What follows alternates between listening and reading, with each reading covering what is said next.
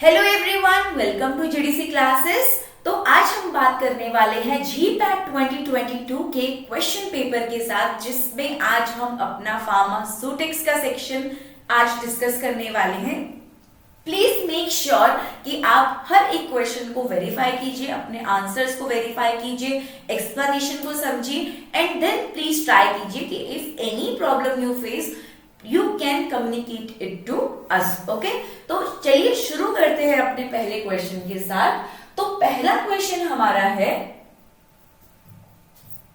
चलिए तो first question यहाँ कहता है that intracellular fluid volume including those of the blood cells is approximately 15 litre, 20 litres, 27 litres और 35 लीटर्स। सो आपको ध्यान रखना है कि जो इंट्रासेल्युलर फ्लूइड वॉल्यूम होती है वो लगभग 24 लीटर होती है, 24 लीटर्स होती है। लेकिन यहां पर आपसे पूछा गया था including your blood cells, including your blood cells, जिसकी वजह से हम यहां पर +3 करते हैं और हमारा करेक्ट आंसर जो है वो 27 लीटर्स रहता है। ठीक है जी, चलिए चलिए नेक्स्ट क्वेश्चन की ओर। तो एक बार ये टेबल देख लीजिए, टेबल में देख लीजिए, यहां पर आपको मेंशन है कि जो इंट्रासेलुलर फ्लूइड वॉल्यूम है लगभग 24 होगा, साथ में आपका ब्लड इंक्लूडेड है तो 3 हमने यहां पर ऐड किया। चलिए so the India's first central drug laboratory was established in Mumbai, Lucknow, Kolkata और हैदराबाद। तो इस क्वेश्चन को देखते हुए सबसे सिंपल, सबसे इजी क्वेश्चन है, आपको पता है फर्स्ट सेंट्रल ड्रग लेबोरेटरी की जहां बात की जाती है तो that is in none other than your central drug laboratory is in none other than your Kolkata, right. Why? Mumbai में जनरली जो टेस्टिंग होती है हमारी, राइट, एंटेरोवायरस रिसर्च सेंटर है जो आपका बायोलॉजिकल टेस्टिंग जहां की जाती है वो मुंबई में होती है, right. CDRI central drug research institute Lucknow का नाम ही फेमस उसी की वजह से है, राइट। तो हमारे पास ऑप्शन बचता है कोलकाता, राइट। सो कोलकाता, बिल्कुल सिंपल सा क्वेश्चन आपसे पूछा गया था कि सेंट्रल ड्रग लेबोरेटरी आपकी कोलकाता में है। आपने ये लिस्ट आपके सामने है जहां पर आप देख सकते हैं काफी सारे आपको लेबोरेटरीज के बारे में, काफी सारे प्लेसेस के बारे में, उनकी स्पेसिफिक लेबोरेटरीज के बारे में आपको बताया गया है, जिसके ऊपर यस क्वेश्चंस आपके आते हैं। जैसे कि इजात नगर है, राइट, इसके ऊपर क्वेश्चन आ चुका है काफी बार कि veterinary, Indian veterinary research institute IVRI, या फिर कहां पर एंटीसेरा वैक्सीन टॉक्सिन्स कहां पर आपके अवेलेबल होते हैं specially for the veterinary use, right. आपका सेंट्रल रिसर्च इंस्टीट्यूट कहां पर है? कसौली के अंदर है। सेंट्रल ड्रग रिसर्च इंस्टीट्यूट कहां पर है? लखनऊ में है। सेंट्रल ड्रग लेबोरेटरी कहां पर है? आपकी कोलकाता में, राइट। तो करेक्ट आंसर आपका कोलकाता। यहाँ पर और भी है, आप देख सकते हैं। आई होप आप इन चीजों से अवेयर होंगे। पेटेंट ऑफिस के बारे में पूछा जा चुका है कोलकाता में, राइट। चेन्नई में भी है आपका, राइट। चलिए next question, which one of the following instrument is used to determine surface area and pore structure of the pharmaceutical powder। अब यहाँ पर बात की जा रही है आपकी सरफेस एरिया। तो आपको ध्यान होगा सरफेस एरिया डिटरमाइन करने के कौन कौन से मेथड्स होते हैं आपके। तो सरफेस एरिया डिटरमाइन करने के लिए हमारे पास जो मेथड्स अवेलेबल होते हैं वो होते हैं एड्सॉर्प्शन मेथड और दूसरा होता है आपका एयर परमिएबिलिटी मेथड। तो सरफेस एरिया को डिटरमाइन करने के लिए आपके पास है adsorption method, right, and air permeability method. Adsorption method के अंदर आपका जो पाउडर लिया जाता है जिसके ऊपर से आपकी गैस को पास किया जाता है और कितनी अमाउंट ऑफ गैस एब्जॉर्ब हुई है उसे हम कैलकुलेट कर लेते हैं।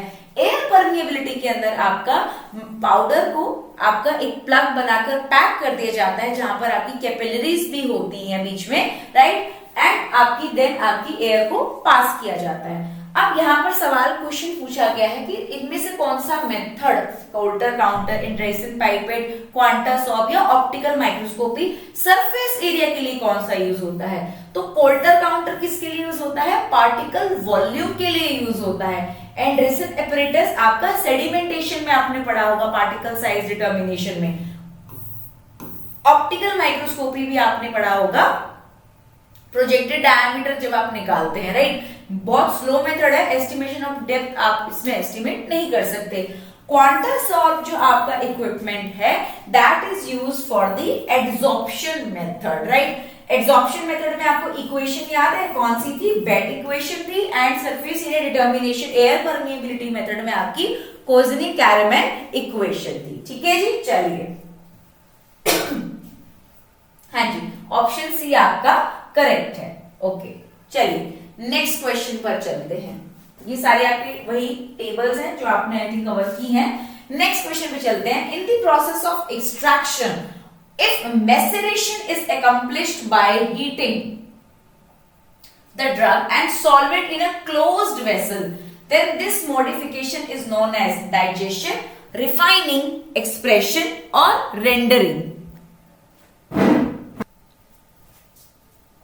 जी, तो यहां पर जब हम ऑप्शंस देखते हैं तो रेंडरिंग सबसे पहला आता है। रेंडरिंग का क्या मतलब होता है? जब हम अपने फैट को निकालते हैं, चाहे एनिमल टिश्यू से या किसी भी टिश्यू से, प्लांट टिश्यू, कहीं से भी जब हम हीट का अप्लाई करके फैट का सेपरेशन कर देते हैं, उसे हम रेंडरिंग कहते हैं, जिसकी वजह से ये ऑप्शन हमारा बिल्कुल गलत हो गया।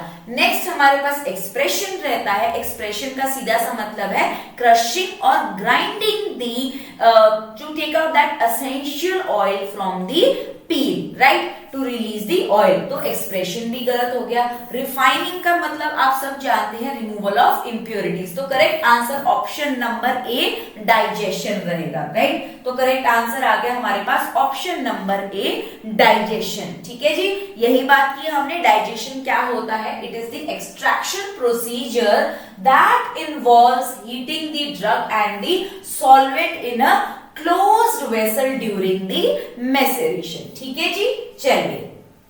तो हीट अप्लाई की जाती है basically to increase the efficiency of the process. चलिए next question. The below mentioned complex is not the type of the inclusion compound. जब आपने कॉम्प्लेक्सेशन पढ़ा होगा, वहां पर आपकी बहुत ही सिंपल सी ट्रिक आती है, जहां हम बात करते हैं कॉम्प्लेक्सेशन की, क्लासिफिकेशन की, जिसके अंदर सबसे पहले आते हैं आपके मेटल आयन कॉम्प्लेक्सेस। उसकी ट्रिक याद करने का एक बहुत ही सिंपल तरीका है ओमिका, राइट। जहां पर ये जो M है ये आपके मेटल आयन कॉम्प्लेक्सेस होते हैं। इसमें O जो है आपका ऑयलिफिन्स टाइप हो गया, I आपका इनऑर्गेनिक टाइप हो गया, C आपका चैनल नहीं, C इसमें आपका होगा आई थिंक देखना पड़ेगा, एंड A आपका एरोमेटिक टाइप हो गया, राइट। सेकेंडली आपका आता है O पॉपी QC, जहां पर हम ऑर्गेनिक मॉलिक्यूलर कॉम्प्लेक्सेस की बात करते हैं, राइट। सी इसमें चिलेट्स होता है, चिलेट्स होता है, राइट। ऑर्गेनिक मॉलिक्यूलर कॉम्प्लेक्सेस में polymer type, picric acid type, quinhydrone type and caffeine complexes. ये बहुत सिंपल ट्रिक्स है जिससे आप याद कर सकते हैं। तीसरा जो हम पढ़ते हैं इंक्लूजन कॉम्प्लेक्सेस में, जिसमें आप याद कर सकते हैं LCMC से, right. Layer type, clathrates, monomolecular, macromolecular sieves, right, and your channel type lattice. तो चैनल लैटिस भी इसमें आ गया, लेयर भी आ गया, क्लैथरेट्स भी आ गया, बट क्विन हाइड्रोन किस में आता है? आपका ऑर्गेनिक मॉलिक्यूलर कॉम्प्लेक्सेस के अंदर आपका आता है। चलिए, ऑप्शन बी आपका करेक्ट आंसर है। चलिए, ऑर्गेनिक मॉलिक्यूलर कॉम्प्लेक्सेस में आपके O पॉपी QC, O में आपका ऑर्गेनिक मॉलिक्यूलर कॉम्प्लेक्सेस, PI आपका picric acid, PO polymer type, Q आपका quinhydrone complex and C आपका caffeine and the complex with the other drugs. Next question पूछता है prescription price consist of option A cost of ingredients only, option B cost of professional fee only, option C cost of ingredients and the cost of dispensing, and option D पूछता है आपसे कि cost of ingredients and professional fee only. तो आपको ध्यान रखना है cost of prescription basically include करता है cost of ingredients and performance fees. Cost of prescription price क्या इंक्लूड करता है? Cost of prescription ingredients plus साथ में आपकी प्रोफेशनल फी, राइट। अब ये जो प्रोफेशनल फी है, क्वेश्चन इस तरीके से भी आ सकता है, इसको कैलकुलेट करने के लिए भी आपको क्या देखना पड़ता है? प्रोफेशनल फीस के लिए आप देखते हैं cost of dispensing, cost of dispensing, साथ में आप देखते हैं प्रॉफिट, राइट, साथ में आप इंक्लूड करते हैं प्रॉफिट भी, राइट। तो करेक्ट आंसर यहां पर क्या होगा? जहां पर प्रिस्क्रिप्शन प्राइस आपका कॉस्ट ऑफ इंग्रेडिएंट प्लस साथ में आपका क्या देखता है? Professional fees, right. तो cost of ingredient and your professional fee, option D आपका यहां पर करेक्ट आंसर रहेगा, ठीक है जी। चलिए, सो प्रिस्क्रिप्शन प्राइस क्या रहा आपका? कॉस्ट ऑफ इंग्रेडिएंट साथ में प्रोफेशनल फी। अभी मैंने आपको बताया प्रोफेशनल फी के साथ में आपका इसको निकालने का क्या तरीका है? Cost of dispensing plus profit, right. चलिए next question, given below are the two statements. हमेशा स्टेटमेंट वाले क्वेश्चन को एक बार अच्छे से रीड कीजिए तब आगे बढ़िए। क्वेश्चन कहता है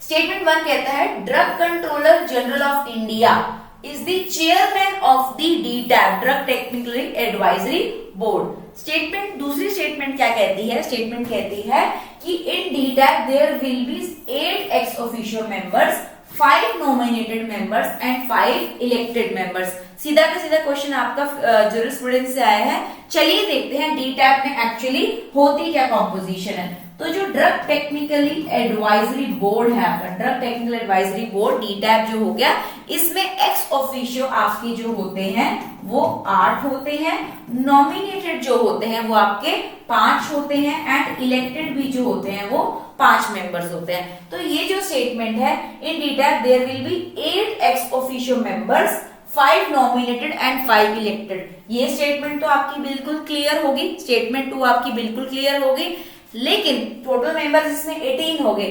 अब पहली स्टेटमेंट के लिए आपको इसके 8 मेंबर्स का पता होना भी जरूरी है, जिसमें आपका डायरेक्टर जनरल हेल्थ सर्विसेज ही आपका चेयरमैन होता है। यहां पर पूछा गया है ड्रग कंट्रोलर ऑफ इंडिया आपका इसमें चेयरमैन है, जो कि स्टेटमेंट आपकी गलत हो जाती है। तो फर्स्ट स्टेटमेंट आपकी गलत है, सेकंड स्टेटमेंट आपकी ठीक है। इन 8 मेंबर्स में कौन कौन आते हैं? DGHS, right, director general health services, drug controller of India, director of your central drug laboratory, director of your central research institute, director of IVRI, director of CDRI, director president of your MCI, president of PCI। लेकिन chairman जो होगा वो director general of health services होगा, ना कि आपका drug controller of India. तो आपकी पहली स्टेटमेंट जो है वो इनकरेक्ट है, बट दूसरी स्टेटमेंट आपकी करेक्ट है। 18 मेंबर्स आपके होते हैं, एक्स ऑफिशियो 8 हो गए, नॉमिनेटेड 5 हो गए एंड इलेक्टेड भी आपके 5 हो गए। चलिए नेक्स्ट क्वेश्चन पे, which of the following vehicle not prepared to be sterile. Question पढ़िए, क्वेश्चन में आंसर बड़ा सही सा छुपा है। देखिए, not required to be sterile, not and but it must be pyrogen free is intended to be used in the manufacture of injectable products to be sterilized after preparation। मोटा मोटा ये क्या कहना चाहता है कि इनमें से कौन सा प्रोडक्ट बताओ ऐसा है जिसमें आपको स्टेरिलिटी मेंटेन करने की जरूरत नहीं है, but it must be pyrogen free. Options दिए गए हैं, purified water is it, option दिया गया है water for injection is it, sterile water for injection is it, और bacteriostatic water for injection is it. तो 1 बाय 1 देखते हैं। जब प्यूरिफाइड वाटर की बात की जाती है, प्यूरिफाइड वाटर आपका पायरोजेनिक है, साथ ही साथ आपका नॉन स्टेराइल भी है, राइट। वाटर फॉर इंजेक्शन आपका पायरोजन फ्री होगा, साथ ही साथ नॉन स्टेराइल होता है, राइट। तीसरा आपका स्टेराइल वाटर फॉर इंजेक्शन, ये भी पायरोजन फ्री है एंड नॉन स्टेराइल है। And bacteriostatic water for injection भी पायरोजन फ्री है एंड नॉन स्टेराइल है। तो क्वेश्चन के हिसाब से हमें बताना है इनमें से it must be pyrogen free but it need not to be sterile. तो ऐसा ऑप्शन तो हमारे पास रहता है water for injection option B, जिसके अंदर वो पायरोजन फ्री तो है लेकिन स्टेरिलिटी का कोई इसमें ऐसी दिक्कत नहीं है। तो प्यूरिफाइड वाटर दोनों ही आपका पायरोजेनिक भी है as well as non sterile है। वाटर फॉर इंजेक्शन आपका pyrogen free and non sterile रहेगा, राइट। तीसरा आपका sterile water for injection pyrogen free, non sterile and आपका सॉरी ये नॉन स्टेराइल नहीं है, स्टेराइल है। स्टेरिलिटी मेंटेन करनी जरूरी है, ध्यान रखिएगा। ऑप्शन सी डी में स्टेरिलिटी मेंटेन करनी जरूरी है, जबकि आपके पहले दो में स्टेरिलिटी का कुछ इश्यू नहीं है। इन दोनों के अंदर आपका पायरोजन का प्रॉब्लम है। पहले वाले में पायरोजन का प्रेजेंस है, दूसरे वाले में पायरोजन फ्री है आपका, तीसरा एंड चौथा भी पायरोजन फ्री रहेगा। लेकिन स्टेरिलिटी में आपको देख लीजिएगा, स्टेराइल वाटर फॉर इंजेक्शन बिल्कुल स्टेराइल होता है, बैक्टीरियोस्टेटिक वाटर फॉर इंजेक्शन भी आपका स्टेराइल होता है। ठीक है जी, चलिए ऑप्शन बी आपका यहाँ पर करेक्ट आंसर है। यहाँ पर ध्यान से देखिए, प्यूरिफाइड वाटर की बात की थी, ये आपका पायरोजेनिक है एंड नॉन स्टेराइल है। वाटर फॉर इंजेक्शन आपका pyrogen free and non sterile है। स्टेराइल वाटर फॉर इंजेक्शन आपका पायरोजन फ्री एंड स्टेराइल है। बैक्टीरियोस्टेटिक वाटर फॉर इंजेक्शन आपका पायरोजन फ्री एंड स्टेराइल है। तो pyrogen free and non sterile आपका water for injection है। इसके अलावा जो क्वेश्चन इसके मेथड ऑफ प्रिपरेशन पे भी आता है, तो प्यूरिफाइड वाटर आपका प्रिपेयर किया जाता है by distillation, reverse osmosis, ion exchange. Water for injection prepare किया जाता है आपका सिंपल डिस्टिलेशन से। Sterile water for injection prepare किया जाता है आपका रिवर्स ऑस्मोसिस से। एंड बैक्टीरियोस्टेटिक वाला प्रिपेयर किया जाता है आपका डीआयनाइजेशन से। इनको भी जरूर से जरूर ध्यान रखिएगा। चलिए next question, as per the pharmacy act in the composition of Pharmacy Council of India, the total number of ex officio member total number आपसे पूछ रहा है। तो पीसीआई की जब बात की जाती है, पीसीआई कब कॉन्स्टिट्यूट हुई थी? इट वाज कॉन्स्टिट्यूटेड इन दी 1949। इस पॉइंट को भी ध्यान रखिएगा, by the central government and it is reconstituted after every 5 years, right. तो इसमें इलेक्टेड मेंबर्स आपके कितने होते हैं? इलेक्टेड मेंबर्स आपके 8 होते हैं, राइट। एक्स ऑफिशियो आपके जो होते हैं वो आपके 3 होते हैं और नॉमिनेटेड आपके 9 मेंबर्स होते हैं। तो इस क्वेश्चन में आपके नंबर ऑफ एक्स ऑफिशियो पूछे गए थे, जो कि आपके 8 होते हैं। इलेक्टेड पूछे जाते, एक्स ऑफिशियो पूछे गए हैं तो आपके 3 रहेंगे। इलेक्टेड पूछे जाते तो 8 हो जाते, नॉमिनेटेड पूछे जाते तो आपके 9 हो जाते, राइट। तो क्वेश्चन में आपके एक्स ऑफिशियो मेंबर्स आपके 3 रहेंगे। ऑप्शन ए आपका करेक्ट आंसर है। ठीक है जी, चलिए यहां देख सकते हैं आप, members of PCI ex officio 3, nominated 9 है एंड इलेक्टेड आपके 8 मेंबर्स रहेंगे। And it was constituted in 1949 by the central government of the India and it is reconstituted reconstituted every 5 years। चलिए नेक्स्ट क्वेश्चन पर आ जाते हैं। क्वेश्चन कहता है match the list 1 with the list 2। यहाँ पर आपको कुछ क्रिस्टलाइजर्स दिए गए हैं, साथ ही साथ उनके मेथड्स दिए गए हैं जिन पे उनके बेसिक प्रिंसिपल ऑपरेट करते हैं। चलिए फटाफट से देख लेते हैं। पहला ऑप्शन कहता है स्वेंसन वॉकर क्रिस्टलाइजर, दूसरा ऑप्शन कहता है crystal crystallizer, vacuum crystallizer, force circulation type crystallizer. आपको इसमें से करेक्ट सीक्वेंस देखनी है। यहां पर आपको इनके प्रिंसिपल्स मेंशन किए गए हैं कि बताइए कि adiabatic type of cooling alone, evaporation या फिर ये सारे हीट एक्सचेंज, सेपरेशन किस में होती है। चलिए 1 by 1 देखते हैं। जो हमारा स्वेंसन वॉकर क्रिस्टलाइजर है, इसमें आपका ओनली कूलिंग होता है। ठीक है जी। जो आपका क्रिस्टल क्रिस्टलाइजर है, इसके अंदर आपका बेसिक मैकेनिज्म ये आपने क्लास में भी याद किए होंगे, इवेपोरेशन रहता है। जो आपका वैक्यूम क्रिस्टलाइजर है, इसका मेथड आपका एडियाबैटिक कूलिंग रहता है एंड फोर्स सर्कुलेशन टाइप का आपका हीट एक्सचेंज, सेपरेशन, सर्कुलेशन रहता है। तो करेक्ट आंसर यहाँ पर हमारा देख लीजिए, फर्स्ट का क्यू है, करेक्ट आंसर आपका ऑप्शन नंबर डी होगा।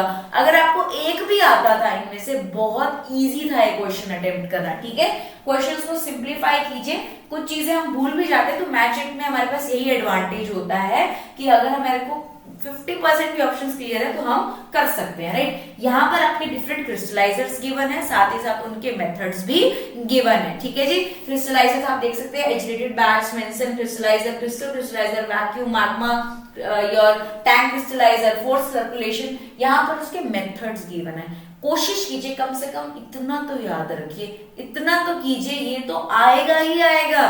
क्रिस्टलाइजर्स के मेथड पे क्वेश्चन काफी बार आपका आता है। चलिए next question, the process of establishing a product in the minds of target customer. अब minds of target customer, customer के दिमाग में किसी प्रोडक्ट के बारे में हमें कुछ एस्टेब्लिश कराना है तो इसे हम क्या बोलेंगे? ये आपके मार्केटिंग की बात हो रही है, यहाँ पर आपके प्रोडक्ट की मार्केटिंग की बात हो रही है, जहां पर आपकी सेगमेंटेशन भी होगी, टारगेटिंग भी होगी, पोजीशनिंग भी होगी, जिसमें पोजीशनिंग के वर्ड से आपको क्लियर हो गया होगा कि यहाँ पर हम एक प्रोडक्ट के बारे में हम कस्टमर के माइंड में एक पोजीशन उसकी बना देते हैं, right. So process of establishing a product in the minds of the target customer, that is known as none other than your product positioning, ठीक है जी। चलिए ऑप्शन ए आपका करेक्ट है, आपका मैनेजमेंट से क्वेश्चन आया हुआ है। यहाँ पर आपको ये एसटीपी प्रोसेसेस ध्यान रखने हैं, product segmentation, product targeting, product positioning, जिसमें आपका बेसिकली एक प्रोडक्ट के बारे में एक कस्टमर के माइंडसेट में उसके चला जाता है, उसकी प्रोडक्ट की डिफरेंट पोजीशन बन जाती है, जहां पे वो उस पे एक तरीके से हम कह सकते हैं डिपेंडेंसी क्रिएट करने के लिए हम ये अप्रोच यूज करते हैं। चलिए next question, which of the following material are suitable diluent for the powdered opium? Option A कहता है powdered glass, option grass, option B कहता है powdered cocoa husk, option C कहता है lactose coloured with burnt sugar, and option D कहता है powdered digitalis, right. सीधा question है, देख लेते हैं इसका आंसर। करेक्ट आंसर रहेगा इसमें option B and C, powdered cocoa husk and lactose coloured with burnt sugar आपका सही आंसर था, ऑप्शन बी एंड सी। एक बार इसकी एक्सप्लेनेशन की और भी देख लेते हैं। चलिए, तो powdered cocoa husk and lactose coloured with burnt sugar are useful and suitable diluents for the powdered opium। Direct आपका यहाँ पर मेंशन किया गया है, these materials can be used to blend with opium without altering its potency or medicinal properties। अगर वो alter हो गई तो उसे हम adulterated consider कर देते हैं, राइट। तो यहाँ पर आपका करेक्ट आंसर था powdered cocoa husk and lactose colored with burnt sugar। Next question, which of the following statement is false. तो ये आपका ड्रॉप क्वेश्चन है, क्वेश्चन ध्यान से देखते हैं पहले। Which of the following statement is false, पहला फॉल्स। ऑप्शन ए कहता है reducing agent often cause fading of dyes, option B कहता है anionic dyes are most stable at the acidic pH, option C कहता है basic dyes are not sensitive to alkalis, and option D कहता है cationic dyes may be able to precipitate by soaps and clays. ठीक है जी, इसका answer जो है ये क्वेश्चन ही अपने आप में ड्रॉप कर दिया गया था, राइट। अब चलिए देखते हैं इसकी एक्सप्लेनेशन। अगर हम इस क्वेश्चन को ब्रेक करते हैं ऑप्शंस में, तो पहला ऑप्शन है हमारा reducing agents often cause fading of dyes. तो ये ऑप्शन जो था ये एक्चुअली आपका करेक्ट ऑप्शन था। तो ये हमारा रिड्यूसिंग एजेंट्स जो होते हैं वो एग्जैक्टली आपका ब्रेक डाउन करते हैं ग्रुप्स का डाइज के अंदर, right, which leads to the loss of their color or they eventually fade up, right। जो आपका क्रोमोफोर्स होते हैं उनका डैमेज कर देते हैं, राइट। दूसरा ऑप्शन जो था आपके पास anionic dyes are the most stable at acidic pH, but actually जो आपकी एनायनिक डाइज होती हैं they are more stable at the alkaline pH. तो ये स्टेटमेंट तो हमारी फॉल्स हो गई। तीसरा ऑप्शन कहता है basic dyes are not sensitive to the alkalies, लेकिन ये स्टेटमेंट भी आपकी गलत है। बेसिक डाइज जो होती है they are typically sensitive to the alkalies because of their cationic nature and can be disrupted using the different pH environments. तो हमारी ये स्टेटमेंट भी आपकी गलत हो गई। ऑप्शन डी कहता है cationic dyes may be precipitated by soaps and clays. तो ऑप्शन डी भी आपका करेक्ट है। Cationic dyes yes they actually form insoluble salts and complexes which with the anionic substances, mainly soaps are the example of such substances and that can lead to your drug precipitation। तो यहां पर हमारी कुछ दो statements गलत हो गई, right. तो ये आपका क्वेश्चन जो है ड्रॉप कर दिया गया था बाय एनटीए, राइट। चलिए next question, in the process of the sugar coating that to prevent the moisture penetration into the tablet core, which one of the following step is formed। तो आपको coating के steps का कुछ idea होगा। तो आप जान चुके होंगे कि हमारे कोटिंग के स्टेप्स में सील कोटिंग आती है, सब कोटिंग आती है, सिरपिंग आती है, स्मूदनिंग आती है, पॉलिशिंग आती है एंड कलर कोटिंग आती है। तो in the process of sugar coating to prevent the moisture penetration, आपके मॉइस्चर पेनिट्रेशन नाम से ही पता लग रहा है, सील कोटिंग जो है सील कर देती है, मॉइस्चर को एंटर नहीं करने देती है टैबलेट के कोर तक, राइट, और उसे आपका खराब नहीं होने देती। सब कोटिंग में एक्चुअली टैबलेट का बल्क बढ़ाया जाता है, और जो सिरप कोटिंग है और नाम से ही पता लग रहा है सॉरी सिरप कोटिंग किस लिए की जाती होगी एंड पॉलिशिंग भी आपको वेल एक्सप्लेन्ड है। तो सील कोटिंग नाम में ही है कि मॉइस्चर को एंटर करने से रोकना है, राइट। सो ऑप्शन ए आपका करेक्ट आंसर था, सील कोटिंग। ठीक है जी, चलिए आगे चलते हैं क्वेश्चन 15 की तरफ। यहाँ पर कोर ऑफ टैबलेट आपको बता रखा है, यहाँ पर सब कोटिंग है, सील कोटिंग, स्मूदनिंग, सिरपिंग जिसको हम बोलते हैं, कलर कोटिंग, प्रिंटिंग, पॉलिशिंग, ये सारे स्टेप्स आप ऑलरेडी जानते ही हैं। चलिए नेक्स्ट क्वेश्चन की ओर चलते हैं। ओरल एफिकेसी, क्वेश्चन पढ़िए, oral efficacy of the Sabin polio vaccine can be adequately explained by which of the following absorption processes? Can it be passive diffusion? Can it be active transport? Can it be ion pair transport or pinocytosis? जब आपने absorption के mechanism पढ़े थे, paracellular, transcellular, based on their weight as well, आपने देखा था कि कितने मॉलिक्यूलर डाल्टन्स तक आप पैसिव डिफ्यूजन हो सकता है, एनर्जी लग रही है, अगेंस्ट द कंसंट्रेशन ग्रेडियंट चलना है तो एक्टिव ट्रांसपोर्ट चलता है। अगर आयन पे ट्रांसपोर्ट करना है तो आपका एक कॉन्जिक्यूटिव काउंटर आपका पार्ट होगा जो कि उसको वहां तक मेम्ब्रेन से लेके जाएगा, क्रॉस कराएगा, एंड जब उसका काम हो जाएगा वो आपका नेक्स्ट राउंड के लिए अवेलेबल हो जाएगा। लेकिन यहाँ पर ओरल सेबिन वैक्सीन की बात जब हम करते हैं तो पिनोसाइटोसिस आपका सबसे इंपॉर्टेंट एग्जांपल है। यहाँ पर पिनोसाइटोसिस जिसमें लार्ज प्रोटीन मॉलिक्यूल्स को भी हम एक तरीके से एनगल्फ कराने की कोशिश करते हैं। एक फैगोसाइटोसिस होता है और एक आपका पिनोसाइटोसिस होता है। तो ये ऑप्शंस तीनों ही आपके गलत हो गए। करेक्ट आंसर आपका ऑप्शन नंबर डी पिनोसाइटोसिस रहेगा। ठीक है जी, चलिए तो पिनोसाइटोसिस हो चाहे आपका फैगोसाइटोसिस हो, फैगोसाइटोसिस को हम सेल ईटिंग बोलते हैं, पिनोसाइटोसिस को सेल ड्रिंकिंग भी कहते हैं। ये सारे प्रोसेसेस आपके एंडोसाइटोसिस के अंदर आते हैं। सेल को किस तरीके से आपका एनगल्फ करता है, वेसिकुलर ट्रांसपोर्ट की तरह ही किस तरीके से आपका एनगल्फिंग मैकेनिज्म दिखाना स्टार्ट कर देता है। तो आपका वैक्सीन, पोलियो वैक्सीन के लिए आपका ऑप्शन नंबर रहेगा आपका pinocytosis, cell drinking which is the uptake of the fluid solute. तो ये सब आपके एंडोसाइटोसिस के अंदर आते हैं। ठीक है जी, फैगोसाइटोसिस जनरली आपका सेल ईटिंग प्रोसेस होता है। ठीक है जी, चलिए नेक्स्ट क्वेश्चन की ओर चलते हैं।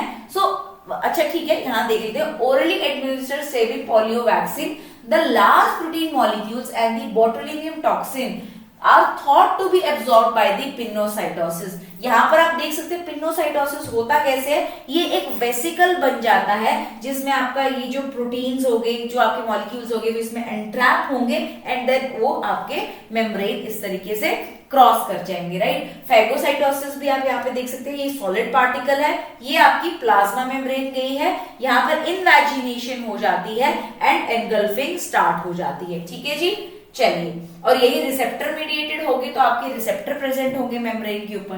ठीक है, चलिए आगे चलते हैं। हम बात कर चुके हैं ये। Next question, hospital formulary contains all the information except. Hospital formulary में आपकी composition, indication, pricing, dosages administration, इनमें से कौन सी इंफॉर्मेशन आपकी नहीं होती है? तो हॉस्पिटल फॉर्मूलरी में आपकी प्राइसिंग की कोई इंफॉर्मेशन आपको नहीं दी जाती। ये तो बहुत ही सिंपल था, बहुत ही सिंपल क्वेश्चन था, राइट। तो आपकी hospital formulary contains all the information about the composition, indication, कोई साइड इफेक्ट, कैसे यूज कर रहे हैं, कैसे एडमिनिस्ट्रेशन होना है, क्या रूट होना चाहिए, क्या डोजेज होना चाहिए, वो सब मेंशन किया जाता है, बट प्राइसिंग आपकी वहां लिस्टेड नहीं होती है। चलिए next question, which of the following is a rate equation for second order bimolecular reaction if A and B? Question में आपने इसको तोड़ तोड़ के पढ़ना है। यहाँ पर सेकेंड ऑर्डर रिएक्शन की बात कर रहे हैं। If A and B are the initial concentration of capital A and capital B and X is the concentration of each reacting species at time T, यानी कि अगर हम बात करें तो आपके जो रिएक्टेंट्स रहेंगे वो रहेंगे A प्लस B, जो आपके कुछ प्रोडक्ट्स फॉर्म कर रहे हैं, राइट, यही बात है। तो एट इनिशियल टाइम पॉइंट आपका A, B और प्रोडक्ट आपका 0 रहेगा, राइट। इनिशियल टाइम पॉइंट पे A आपके रहेंगे, B रहेगी इनिशियल कंसेंट्रेशन कैपिटल A की, स्मॉल b रहेगी कैपिटल B की, प्रोडक्ट आपकी 0 है एट टाइम 0, ठीक है। अब एट टाइम t क्या हो रहा है? एट टाइम t इस A में से x कंसेंट्रेशन कम होती जा रही है, B में से कुछ x कंसेंट्रेशन कम होती जा रही है, एंड प्रोडक्ट में आपकी ये x कंसेंट्रेशन फॉर्म होती जा रही है एट टाइम t। ये इस क्वेश्चन का कहने का मतलब है, ठीक है जी। तो इस क्वेश्चन को जब हम रेट इक्वेशन में डालते हैं, क्योंकि ये सेकेंड ऑर्डर इक्वेशन है, सेकेंड ऑर्डर इक्वेशन में आपको रेट एक्सप्रेशन का आइडिया अगर है तो अच्छी बात है, नहीं तो आपको निकालना आना चाहिए।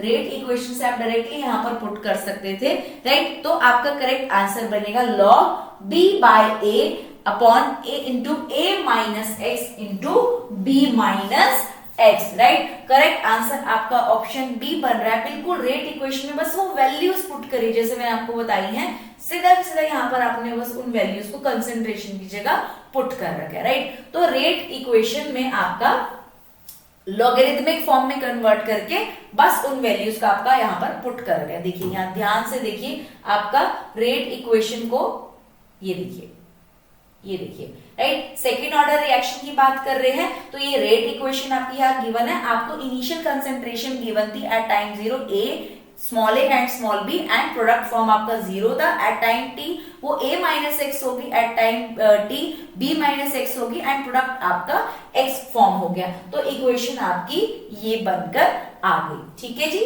चलिए नेक्स्ट क्वेश्चन की ओर चलते हैं। विच of the following dryers is a static bed dryer?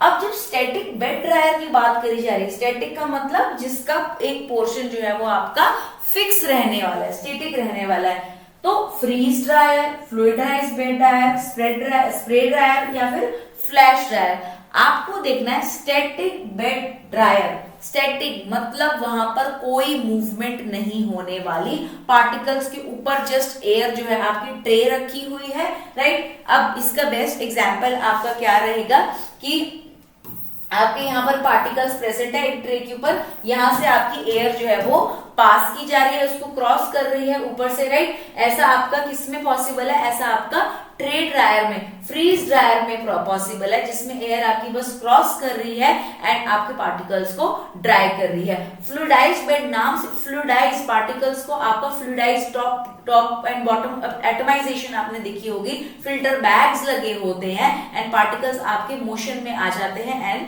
वो सर्कुलेटिंग एयर से ड्राई हो जाते हैं, right. And spray dryer, flash dryer, इन सब में भी आपकी मूवमेंट होती है, लेकिन फ्रीज ड्रायर में आपकी पार्टिकल्स में ऐसी कोई ड्रायर में मूवमेंट नहीं होती, जस्ट एयर उनको क्रॉस करती है एंड ड्राई कर देती है, इसलिए हम उनको मूविंग बेड में बोलते हैं। स्टैटिक मतलब जिसके अंदर कोई मूवमेंट नहीं है। Tray dryers and freeze dryers आपके इसमें आते हैं, ठीक है जी। चलिए next question. In the thermoplastic materials which are used as a container packaging material additives like polyethylene and polypropylene, ये क्वेश्चन भी आपका एनटीए ने ड्रॉप कर दिया गया था। ऑप्शन आपका है plasticizer, stabilizer, surface film, treatment film and slip agent, right. तो this question was also drop by the NTA. चलिए देखते हैं। तो इस क्वेश्चन में कुछ आपको देखने की जरूरत है कि आपसे जब पूछा गया है तो आपसे पॉलीप्रोपाइलिन एंड पॉलीइथाइलिन के बारे में पूछा गया है। तो क्या ये प्लास्टिसाइजर्स है? बिल्कुल भी नहीं। पॉलीइथाइलिन, पॉलीप्रोपाइलिन ये आपके खुद एक बेस की तरह काम करते हैं पॉलीमर्स के, ठीक है। स्टेबिलाईजर्स बिल्कुल भी नहीं, ये आपके स्टेबिलाईजर्स भी नहीं है, राइट। तीसरा आपका आता है सरफेस ट्रीटमेंट फिल्म। यहाँ पर क्या ये कोई सरफेस लेयर्स बना रहे हैं या फिर किसी कोटिंग को इंप्रूव कर रहे हैं, कोई बैरियर्स बना रहे हैं, ये भी नहीं कहा जा सकता, क्योंकि मेयरली ये आपके एक एडिटिव्स नहीं है, ये एक खुद एक पॉलीमर का बेस बनाते हैं, राइट। लेकिन यहाँ करेक्ट आंसर जो है वो स्लिप एजेंट बनाया गया था। स्लिप एजेंट का क्या मतलब है? जो कि फ्रिक्शन को रिड्यूस कर रहा है, right. Slip agent will actually reduce the friction, right, on in the polymer surfaces. But slip agent यहाँ पर कहीं पे भी पॉलीइथाइलिन, पॉलीप्रोपाइलिन एक स्लिप एजेंट का काम नहीं करते हैं। तो क्वेश्चन में कुछ इंफॉर्मेशन की कमी थी या गलत था, इस वजह से ऑप्शंस इसके मैच नहीं करते थे। तो ये क्वेश्चन आपका ड्रॉप कर दिया गया था by NT, right. Next question, match the list 1 with list 2, ठीक है। क्वेश्चन कहता है when two dosage forms have equal Tmax, right, या फिर AUC values of two analogs can be compared to measure the bioavailability. Urinary data is valid to measure the bioavailability. Cmax is proportional to the rate of absorption, right? अब इसके correct answers इसके सामने हैं, आपको बस match करने थे। इनमें से when their total body clearance is constant, when absorption rates are equal, when fraction absorbed and elimination is constant, या फिर जब excretion of drug और metabolite is related to the bioavailable dose। तो करेक्ट आंसर इसका option number A था। when two dosage forms have equal Tmax, their absorption rates are constant। Tmax, Cmax आपको याद होगा, जो आपने प्लॉट देखा होगा एब्जॉर्प्शन वाला ग्राफ, जिसके अंदर आपका पहले सब ऑप्टिमल रिस्पॉन्स होता है, फिर पीक प्लाज्मा कंसेंट्रेशन पे आपका मैक्सिमम रिस्पॉन्स आता है, देन डिक्लाइनिंग फेज जिसे हम एलिमिनेशन फेज में कंसीडर करते हैं। तो जब पीक प्लाज्मा फेज पे आपका Cmax है तो कॉरेस्पॉन्डिंग उसका टाइम इंटरवल आपका वो Tmax रहता है, मैक्सिमम टाइम, राइट। तो Tmax आपका दो डोजेज फॉर्म का सेम कब होगा? जब उनके एब्जॉर्प्शन रेट भी सेम होंगे, तभी तो होगा। ग्राफ आपने देखा होगा, तो बहुत इजी था इंटरप्रेट करना, ठीक है। तो फर्स्ट का आपका सेकंड हो गया। AUC values of two analogs can be compared to measure the relative bioavailability। इसका करेक्ट आंसर था when total body clearance is constant। अब AUC क्या मेजर करता है? AUC आपका एक्सटेंट मेजर करता है कि कितने एक्सटेंट तक इसका एक्शन आएगा। अगर उसका एक्शन नहीं आएगा तो वो क्या क्लियरेंस की तरफ चला गया है या बॉडी के अंदर लॉन्ग सर्कुलेट कर रहा है कि क्या। फॉर एग्जाम्पल मैं आपको बताती हूँ, आपकी कोई फॉर्मुलेशन है X, हम बोलते हैं इस X फॉर्मुलेशन के ऊपर अगर मैं PEG लगा दूं, मैं उसकी पेगाइलेशन कर दूं, तो उसका AUC इंप्रूव हो जाता है। तो जब मैं AUC की वैल्यू निकालती हूं तो उसकी लगभग 7, 7.5 आती है।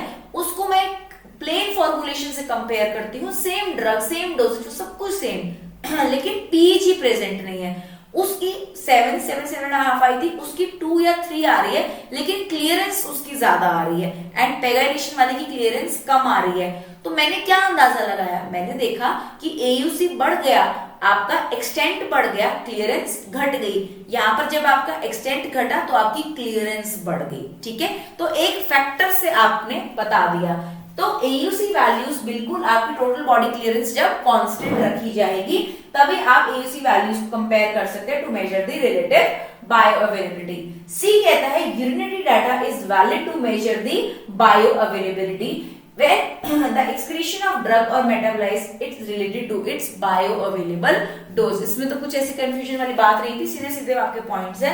Cmax is proportional to the rate of absorption when fraction C max, अभी हमने बात करी सी मैक्स टी मैक्स की, रेट एट मैक्सिमम एब्जॉर्प्शन वो कब पहुंचेगा? आपका पहले एब्जॉर्प्शन फेज होता है, फिर डिक्लाइनिंग एक्सक्रीशन फेज होता है, पहले सब ऑप्टिमल रिस्पॉन्स होता है, फिर पीक रिस्पॉन्स आपका आ जाता है। तो C max is proportional to the rate of absorption, कब? जब आपके फ्रैक्शन एब्जॉर्ब्ड और एलिमिनेशन जो है वो कांस्टेंट रहेंगे। ठीक है जी, चलिए इन सब के बारे में हम अभी बात कर चुके हैं, राइट। एक एग्जांपल से भी आपको एक्सप्लेन किया है, आई होप आपको क्लियर होगा। नेक्स्ट क्वेश्चन कहता है Boston Consulting Group BCG matrix is used for product life cycle management, स्वॉट एनालिसिस, प्रोडक्ट पोर्टफोलियो मैनेजमेंट या गैप एनालिसिस। इस क्वेश्चन में आपके पास option A and option C में काफी कंफ्यूजन रह सकती थी, क्योंकि जो बोस्टन कंसल्टिंग ग्रुप है ये अमेरिका का ग्लोबल मैनेजमेंट कंसल्टिंग फर्म है। बोस्टन कंसल्टिंग ग्रुप आपका अमेरिका का ग्लोबल कंसल्टिंग बहुत बड़े लेवल का आपका एक फर्म रहता है, जहां पे ये इसका मैट्रिक्स किसके लिए यूज होता है आपसे पूछ रहा है। तो मैट्रिक्स मेनली यूज होता है प्रोडक्ट पोर्टफोलियो मैनेजमेंट के लिए, राइट। जनरली हम बोलते हैं प्रोडक्ट लाइफ साइकिल मैनेजमेंट के लिए बीसीजी काम करता है, बट उसका जो मैट्रिक्स बनाया गया वो आपका लॉन्च ही इसीलिए किया गया ताकि प्रोडक्ट के पोर्टफोलियो को मैनेज कर सके, वरना अगर मैट्रिक्स का नाम पूछते तो आपका सीधा सीधा answer product life cycle management ही होता। तो करेक्ट आंसर आपका ऑप्शन सी है, right. So product life cycle management basically आपका प्रोडक्ट की एंटायर लाइफ साइकिल आपके बनने से डिस्पोजल तक इंक्लूड करती है, बट बीसीजी जब आया था वो that was for the product life cycle, लेकिन जब आपका बीसीजी मैट्रिक्स आ गया तो वो आपका प्रोडक्ट पोर्टफोलियो मैनेजमेंट के लिए इंक्लूड कर दिया गया, राइट। चलिए next question, given below are two statements sorry, option A कहता है vertical long tube evaporator is also called as rising film evaporator, falling film evaporator is also called as force circulation type evaporator. बताइए इनमें से most appropriate answer कौन सा है? दोबारा से बड़े आराम से इस क्वेश्चन को पढ़िए, फिर हम इसकी एक्सप्लेनेशन पे चलते हैं। तो आपने ध्यान रखना है कि जो आपका राइजिंग फिल्म इवेपोरेटर होता है उसे हम क्लाइंबिंग इवेपोरेटर भी बोलते हैं, राइट। राइजिंग फिल्म इवेपोरेटर जो होता है उसे हम क्लाइंबिंग फिल्म इवेपोरेटर बोलते हैं, और जो आपका फॉलिंग फिल्म इवेपोरेटर होता है वो आपका क्या रहता है, लॉन्ग ट्यूब रहेगा, साथ ही साथ वो आपका volatile and non volatile components को आपका सेपरेट करता है, राइट। तो इस वजह से आपका जो करेक्ट आंसर रहेगा वो स्टेटमेंट सी रहेगा, जहां पर आपका वर्टिकल लॉन्ग ट्यूब इवेपोरेटर जिसको हम राइजिंग फिल्म इवेपोरेटर भी बोलते हैं, राइट। सेकेंडली ये मेनली यूज के लिए होता है आपका ये थर्मोलेबाइल सब्सटेंसेस के लिए यूज होता है, बट जो आपका फॉलिंग फिल्म इवेपोरेटर है इसे आप फोर्स सर्कुलेशन टाइप इवेपोरेटर नहीं कहते। फॉलिंग फिल्म वाला आपका यहाँ पर देखते हैं एक बार, देखिए तो इवेपोरेटर पैड जिसको हम स्टीम जैकेटेड केटल भी कहते हैं, हॉरिजॉन्टल ट्यूब इवेपोरेटर हो गया, right. Vertical long tube evaporator हो गया जिसको आप राइजिंग फिल्म इवेपोरेटर भी बोलते हैं, जो कि थर्मोलेबाइल सब्सटेंसेस के लिए भी यूज होता है। क्लाइंबिंग फिल्म इवेपोरेटर जिससे आप राइजिंग फिल्म इवेपोरेटर भी इसको भी बोलते हैं, राइट, ना कि फॉलिंग फिल्म, राइट। चलिए फॉलिंग फिल्म इवेपोरेटर बेसिकली किसके लिए यूज होता है, आपका non volatile and volatile material को सेपरेट करने के लिए, एंड इनका आपस में नाम पूछा गया था बस, और इसमें ज्यादा कुछ था नहीं क्वेश्चन में। Next question, which of the following is exempted from importing into India without requirement of a licence. तो आपको पता होगा as per the drugs and cosmetics act कोई भी प्रोडक्ट का इंपोर्ट कराना हो तो कौन कौन से प्रोडक्ट आप इंपोर्ट नहीं करा सकते। आप एडल्टरेटेड प्रोडक्ट्स को इंपोर्ट नहीं करा सकते।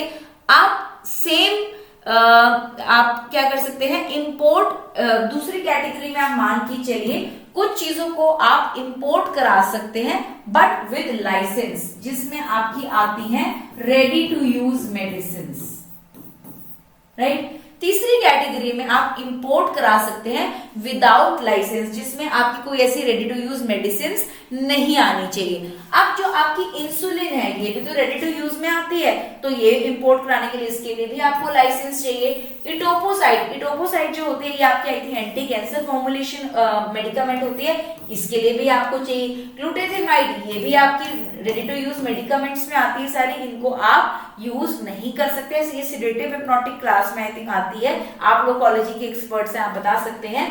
लेकिन लैक्टोज एक एक्सीपिएंट है, राइट, कोई मेडिसिन में नहीं आता, कोई एडल्ट्रेटेड फॉर्म में नहीं आता है। लैक्टोज आपका एक एक्सीपिएंट है जिसको हम बिना लाइसेंस के इंपोर्ट कर सकते हैं। लेकिन जब भी आप ऐसे केमिकल्स को इंपोर्ट करते हैं, जस्ट आपकी जनरल नॉलेज के लिए बता रही हूं, कभी हम फ्री सैंपल्स लेते हैं कुछ, तो हमेशा एक स्टेटमेंट हमें साथ में देनी पड़ती है, साथ में उसका एक सर्टिफिकेट ऑफ एनालिसिस भी लगाना पड़ता है कि एग्जैक्टली इसके एनालिसिस कर रखा है कि इसमें है क्या, कितने परसेंट है, क्या चीज है, क्या ये डेंजरस है, नहीं डेंजरस है, उसमें बहुत सारे ऑप्शंस होते हैं। तो वो चीजें हमें साथ में डॉक्यूमेंट्स को भी लगाना पड़ता है, चाहे वो एक्सीपिएंट ही क्यों ना हो, ठीक है। कस्टम में भी आपसे काफी क्वेश्चन उससे पूछते हैं, ठीक है। चलिए, तो नेक्स्ट क्वेश्चन आ गया आपका, given below are the two statements, reason assertion फिर से आ गए। ऑप्शन ए कहता है during the process of decompression in tablet manufacturing expansion occurs in some tablet. दूसरा कहता है expansion occurs in some tablet because of the plastic deformation. Plastic deformation कुछ अटपटा सा नहीं लग रहा आपको? डीकम्प्रेशन ऑफ टैबलेट में बिल्कुल एक्सपेंशन होता है, लेकिन वो एक्सपेंशन किस लिए होता है? क्योंकि आपकी एयर ट्रैप हो जाती है या कोई इनसफिशिएंट बाइंडिंग हुई है, मॉइस्चर कंटेंट में इश्यू है। लेकिन ऐसा प्लास्टिक वाली कोई बात नहीं आती इसके अंदर कि प्लास्टिक डिफॉर्मेशन आपकी स्टार्ट हो जाए। तो रीजन तो बिल्कुल ही आपका गलत है, ठीक है। चलिए, तो करेक्ट आंसर आता है, बिल्कुल देखा आपने, रीजन फॉल्स है, कोई प्लास्टिक डिफॉर्मेशन नहीं होती है आपकी, लेकिन यस एक्सपेंशन बिल्कुल होता है। तो करेक्ट ऑप्शन नंबर सी है, राइट, जिसको हम इलास्टिक डिफॉर्मेशन बोलते हैं। चलिए नेक्स्ट क्वेश्चन, यहां पर भी आपकी दो स्टेटमेंट्स है। पहली, the pressure filling method for filling the pharmaceutical aerosol is preferred over the cold filling method. Option D कहता है because with the pressure filling method the high production speed can be achieved and less of a propellant is lost. बिल्कुल simple method पे question है, बताओ जी इसमें से क्या ठीक है क्या गलत। कोल्ड फिलिंग, आपके प्रेशर फिलिंग, आपके एरोसोल्स की बात की जा रही है। चलिए देख लेते हैं फटाफट से, करेक्ट आंसर बिल्कुल ठीक है, यस। आपकी प्रेशर फिलिंग मेथड में usually cold filling, pressure filling method को आपका प्रेफर किया जाता है कोल्ड फिलिंग मेथड के ऊपर, because it has higher production speed and less of the propellant is lost, ठीक है। मेजर एडवांटेजेस पे आ जाते हैं, high production speed can be achieved, loss of propellant is less in case of the pressure filling. While इसकी भी क्या disadvantage है कि प्रोसेस थोड़ा सा आपका स्लो होता है as compare to cold filling method. Next question, the problem of declining potency in an unstable preparation can be ameliorated by the addition of excess or overage of the active ingredient। Statement पढ़िए, ध्यान से पढ़िए, question थोड़ा बड़ा है पर statement में आपके कुछ पॉइंट्स छुपे हैं जिसको आप पकड़ लेंगे। तो ऑप्शन में कहता है, पहली स्टेटमेंट देखिए, प्रॉब्लम ऑफ डिक्लाइनिंग पोटेंसी, आपकी कोई अनस्टेबल प्रिपरेशन है जिसकी पोटेंसी डिक्लाइनिंग है, तो उसमें हम किसी चीज का एक्सेस में एडिशन कर दें, किसी एक्टिव इंग्रेडिएंट का, तो वो आपकी, ठीक है। तो इसका रीजन क्या दिया गया है इसका, कि जो ओवरेजेस होते हैं they are added to the pharmaceutical formulations to keep the content of the active ingredient well above the limit with the therapeutic requirements for the predetermined period of time। किसी भी चीज का एडिशन, अगर आपको question बिल्कुल simple समझ में आया, यहाँ पर बोला गया कि इतना एक्सेस ओवर द लिमिट जाके, ऐसा कभी भी नहीं होता, कभी भी नहीं होता। ओवर द लिमिट आप जा ही नहीं सकते, हर चीज की यहाँ लिमिट सेट करी गई है, हर एक्सीपिएंट की, सेफ्टी की, पोटेंसी की, अवेलेबिलिटी की, हर चीज की लिमिट आपकी ये सेट की गई है, आप ये नहीं कह सकते हैं। तो बिल्कुल से बिल्कुल स्टेटमेंट 2 जो है आपकी वो गलत हो जाती है, लेकिन स्टेटमेंट 1 जो है आपकी वो ठीक है, राइट। तो करेक्ट आंसर आपका ऑप्शन सी था, the problem of declining potency of N unstable preparation can be addressed by the addition of the excess or overage of the active ingredient, but it should be within the limits. ऐसा कभी नहीं है, आपको अगर किसी भी excipient की, API की किसी की लिमिट देखनी है, ग्रास लिस्ट होती है जो कि आपको एक लिमिट्स बता देती हैं कि जनरली रिगार्डेड एज सेफ और नॉट, और जनरली हमारे तो डिफेक्ट्स आने भी शुरू हो जाते हैं। ठीक है, चलिए नेक्स्ट क्वेश्चन। क्वेश्चन कहता है dash is the practice of pharmacy in private and government owned hospitals, health maintenance organisation, clinics, walk in centres and the nursing homes. तो बताओ जी, क्या ये कम्युनिटी फार्मेसी है, क्या ये गवर्नमेंट सर्विस है, इसको तो पहले ही काट दो आप। क्या ये ऑर्गेनाइजेशनल मैनेजमेंट है, बिल्कुल नहीं है। नर्सिंग होम्स की बात की जा रही है तो it basically includes your health system pharmacy. Community pharmacy होता तो it would have involve the retail stores, right, it would have involve the advices that are given about the home health care supplies and what not. So वहां पर आपका community pharmacy भी cancel हो जाता है, right. तीसरा आपका next question आता है, right, health system pharmacy, option C. Community pharmacy में जनरली क्या इन्वॉल्व होता है, dispensing pharmaceuticals in the retail stores by the pharmacist as well as आपकी जो बेसिक क्वेश्चंस होते हैं उनको आंसर करता है। ठीक है, चलिए next question. Which one of the following statement holds true for the passive diffusion. पहले ही देख लीजिए पैसिव डिफ्यूजन कितनी बार, आज 2 बार तो क्वेश्चन आ चुका है। पैसिव डिफ्यूजन मैं आपसे पूछती हूँ, it is governed by which law, it is governed by your Fick's law. तो पैसिव डिफ्यूजन किस पर बेस्ड है, बेसिकली इसमें आपकी एनर्जी रिक्वायर्ड नहीं होती, नंबर 1। 100 से 400 डेल्टन तक के वेट के मॉलिक्यूल्स इसको बैरियर को क्रॉस कर सकते हैं। कंसंट्रेशन ग्रेडियंट पे डिपेंड करता है। 90% of the drugs passive diffusion दिखाती हैं एंड हाइड्रोफिलिक सब्सटेंसेस के लिए बिल्कुल ही बिल्कुल आपका यूज किया जाता है passive diffusion to cross the cell membrane, right. तो मैंने आपको ऑलरेडी सारे पॉइंट्स बता दिए, अब पढ़ते हैं। Greater the area, greater the thickness, faster is the diffusion. दूसरा option, rate of drug transfer is directly proportional to the concentration gradient between the GI fluids. Rate of transfer of ionized drug species is 3-4 times more than the unionized systems. Greater than membrane partition coefficient, slower will be the absorption. तो आपसे पूछता है इनमें से कौन सी statement आपके लिए true है। ऑप्शन नंबर बी, सीधा का सीधा क्वेश्चन आपका फिक्स लॉ से आता है यहाँ पर, राइट, जहां पर रेट ऑफ डिफ्यूजन आपका कंसंट्रेशन ग्रेडियंट के डायरेक्टली प्रोपोर्शनल। आपको फिक्स लॉ की इक्वेशन से क्लियर हो जाना चाहिए था अब तक तो, राइट। तो बेसिक फॉर्मूला है जहां से आपको ये बिल्कुल क्लियर हो जाएगा कि आपका कंसंट्रेशन ग्रेडियंट के directly proportional as per your Fick's law.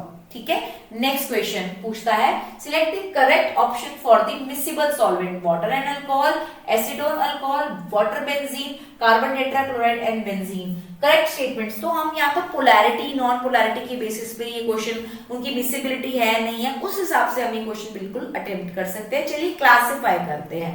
तो कार्बन टेट्राक्लोराइड बेंजीन दोनों ही क्या है, नॉन पोलर है, दोनों ही मिसिबल होंगे, राइट। तो बिल्कुल ये आपके मिसिबल सॉल्वेंट होंगे। वाटर बेंजीन एक पोलर एक नॉन पोलर, ये आपके इमिसिबल होंगे। Acetone alcohol miscible, water alcohol भी आपके मिसिबल होंगे। तो करेक्ट आंसर आपका इसमें होना तो चाहिए, एक बार देख लेते हैं आपके, लेकिन इमिसिबल हो गए। करेक्ट आंसर इसका, इसमें क्या दिया हुआ है, इसमें दिया हुआ है, अच्छा आपको इसमें मिसिबल सॉल्वेंट्स बताए थे, मैं इनमिसिबल वाला ऑप्शन ढूंढ रही थी। बिल्कुल ठीक है, यही आपको बताया, ये भी मिसिबल है, ये भी मिसिबल है एंड ये भी मिसिबल है based on their polarity. Option C incorrect है, ए बी एंड डी आपका करेक्ट आंसर है। तो सी ऑप्शन जिसमें ए बी डी ऑप्शंस है वो करेक्ट आंसर है। ठीक है, क्वेश्चन सुनिए ध्यान से, कई बार इतना कंफ्यूजन हो जाता है, बोल बोल के बोलना, मुझे यहाँ भी देखना है, स्क्रीन में भी देखना है, कैमरा में भी देखना है, तो थोड़ा बहुत फंबल हो जाता है। I hope you can manage that much, okay. लेकिन हम पोलैरिटी के बेसिस पे करते हैं, ये तो बिल्कुल ही क्लियर होगा आप लोगों को। चलिए next question, which of the following is most appropriate to crystalline solid. Option A कहता है give diffraction bands, characteristic geometrical shape, sharp melting point, all of these. तो क्रिस्टलाइन की बात कर रहे हैं, क्रिस्टलाइन का क्या रेंज ऑर्डर होता है, इसका एक लॉन्ग रेंज ऑर्डर होता है, सिमेट्रिक होती है, एनाइसोट्रोपिक होता है, शार्प मेल्टिंग पॉइंट होता है, आपका डेफिनेट शेप भी होता है। तो correct answer all of these, सोचने की जरूरत नहीं थी। ठीक है, सॉरी। चलिए नेक्स्ट क्वेश्चन की ओर चलते हैं। उससे पहले एक बार थोड़ा बहुत देख लेते हैं। आपने पहले भी देखा होगा क्रिस्टलाइन और अमorphous के बारे में। यहाँ पर क्रिस्टलाइन जो होते हैं आपके लॉन्ग रेंज ऑर्डर होते हैं, they give the diffraction bands, definite shape है, आपकी एनाइसोट्रोपिक है and they are called as true solids as compare to amorphous जो कि आपके सुपर कूल्ड लिक्विड्स है। Next question, which one of the following is not the cause of drug undergoing the non-linear pharmacokinetics, enzyme inhibition, enzyme induction, saturation of the carrier molecules and saturation of the plasma protein? देखो जब हमारी non linearity की बात आती है तो हमारे जो एडीएमई प्रोसेसेस है, मान के चलिए वो सारे नॉन लीनियर के अंदर, राइट। एडीएमई प्रोसेसेस जो सैचुरेट हो जाए वो सारे नॉन लीनियर में आते हैं। एब्जॉर्प्शन, डिस्ट्रीब्यूशन, मेटाबॉलिज्म, एक्सक्रीशन, जहां सैचुरेशन आएगी वो नॉन लीनियरिटी की तरफ जाएगी। तो चाहे वो प्लाज्मा प्रोटीन की सैचुरेशन हो बाइंडिंग की साइट्स की, चाहे वो कैरियर की सैचुरेशन हो, राइट, चाहे वो एंजाइम इनहिबिशन ही क्यों ना हो, राइट। तो बच गया आपका एंजाइम इंडक्शन जो कि आपका सैचुरेबल अभी तक आपका जो है वो इश्यू रहेगा। एक मिनट, एक सेकंड, एक बार थोड़ा रिकॉल करते हैं, थोड़ा सा रिकॉल करते हैं। तो क्वेश्चन की स्टेटमेंट के हिसाब से सैचुरेशन हमें समझ में आ गया कि कैरियर मॉलिक्यूल्स की हो चाहे प्लाज्मा प्रोटीन बाइंडिंग की हो, आपके ये दोनों जो है वो सैचुरेबल होते हैं, जिसके कारण ये नॉन लीनियर की तरफ चले जाते हैं, राइट। लेकिन आपका ड्रग ट्रांसपोर्ट एब्जॉर्प्शन की बात करें, ड्रग ट्रांसपोर्ट सैचुरेबल हो जाएगा तो एब्जॉर्प्शन का प्रोसेस भी आपका नॉन लीनियर हो गया। अगर आपकी बाइंडिंग साइट्स चलेगी तो आपका डिस्ट्रीब्यूशन भी हो गया। मेटाबॉलिज्म में जो नॉन लीनियरिटी होगी वो कैपेसिटी लिमिटेड मेटाबॉलिज्म के कारण आपकी आएगी, राइट। तो जो आपकी एंजाइम इनहिबिशन है, मेटाबॉलिज्म की तरफ देखते हैं, कैपेसिटी लिमिटेड प्रोसेस है ड्यू टू एंजाइम्स और कोफैक्टर, जहां पर आपकी जो एंजाइम इंडक्शन होती है वहां पर आपकी नॉन लिनियरिटी हो सकती है क्योंकि सैचुरेशन आपकी आती है। तो ये तीनों प्रोसेसेस बिल्कुल ठीक मैं आपको बोल रही थी। एंजाइम इंडक्शन भी आपका है, एंजाइम आपकी सैचुरेशन है और सैचुरेशन ऑफ प्लाज्मा प्रोटीन है। यहाँ पर क्वेश्चन था नॉट, राइट, क्वेश्चन था नॉट, बिल्कुल ठीक आंसर। एंजाइम इनहिबिशन आपका करेक्ट आंसर है, ठीक है जी। चलिए थोड़ा बहुत आई फील मैं आपसे एक छोटी सी पॉइंट शेयर करना चाहूंगी। ये वीडियो मैं रात के 2 बजे आपके लिए रिकॉर्ड कर रही हूँ, राइट। तो थोड़ा सा और मेरी आज सुबह नेक्स्ट मॉर्निंग आपकी 6 AM क्लास भी है। अभी भी मुझे आपके साथ आई थिंक आधा घंटा और लगेगा, राइट। बट यहाँ पर प्रॉब्लम क्या आती है, बहुत सारी लाइट्स हैं, राइट, एक टाइम की भी बात होती है। तो क्वेश्चन मेरे पास अभी टाइम की रिस्ट्रिक्शन इतनी है सिर्फ आपके लिए कि एक एक्सप्लेनेशन आप तक पहुंचे, लेकिन कुछ गलत एक्सप्लेनेशन आप तक ना पहुंचे। थोड़ा सा साथ मेरा आप भी दीजिए, थोड़ा सा मैं भी आपका साथ दूंगी। जहां कहीं भी मेरे को बिल्कुल पढ़ाते हुए भी अंदाजा लगे, टीचर की इंस्टिंक्ट आ जाती है कि नहीं मैं कुछ गलत कहीं फंबल कर रहा हूं या मैं कुछ गलत शायद इंफॉर्मेशन दे चुका हूं, तो उसको आप भी समझिए, ठीक है। We have to address it that also, right? तो questions आपके जो हैं, आंसर्स आपके जो हैं, हमारे एक्सप्लेनेशन के साथ मैच करने बहुत जरूरी होते हैं। थोड़ा सा ध्यान आप लगाइए, थोड़ा सा अब मैं भी और ज्यादा आपकी एक्सप्लेनेशंस पे फोकस करती हूँ, राइट। चलिए नेक्स्ट की तरफ चलते हैं।